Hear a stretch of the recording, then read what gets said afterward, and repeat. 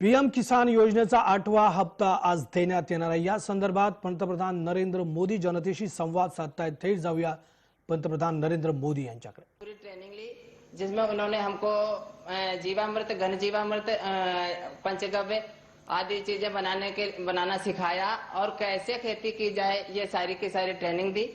जिसके बाद हमने अपने गांव में क्लस्टर बना करके 20-20 हेक्टेयर के क्लस्टर बनाए, जिसमें और उन क्लस्टरों के सारे किसानों को कृषि विभाग के अधिकारियों ने ट्रेनिंग दी। और साथ ही साथ अगर कोई जिसको समझ नहीं आ रहा था उसको हमने अपने स्तर पर ट्रेनिंग दे करके जीवामृत, घन जीवामृत बनाना सिखाया। और आज सभी किसान हमारे जो किनारे के हमारे गांव के, हमारे क्षेत्र के जो किसान हैं, वो जैविक खेती की तरफ मुड़ रहे हैं और ज्यादा से ज्यादा लोग जुड़ते चले जा रहे हैं। जिससे क्या हुआ सर?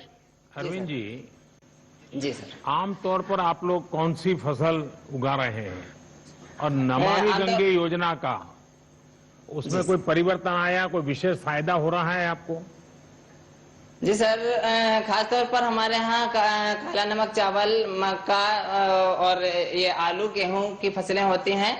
जिसमें क्या है कि हमने एक एफपीओ भी बनाया हुआ है, जिसमें हम पैकेजिंग करते हैं ग्रेडिंग करा करके, और उसकी ब्रांडिंग होती है। क्या भरा है उसमें, क्या भरा है?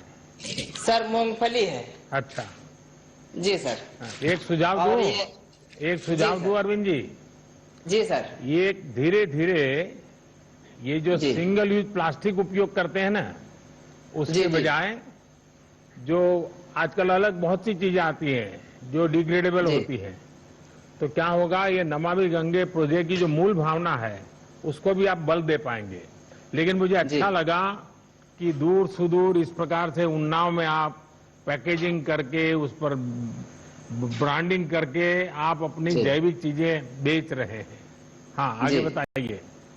जी सर, इससे क्या लाभ हुआ है कि जो पहले जो विष युक्त खेती होती थी उससे बीमारियां अधिक बढ़ती थी, और जो हम रसायन का प्रयोग करते थे वो सीधे जब बरसात होती थी तो बरसात के पानी के माध्यम से गंगा जी में, मैया में पूरा जो जहर था वो चला जाता था। तो आज हम उसका प्रयोग नहीं कर रहे हैं, जिससे कि जो जहर है वो हमारे गंगा मैया में नहीं जा रहा है और हमारी गंगा मैया का जो स्वास्थ्य है वो सही चल रहा है सर।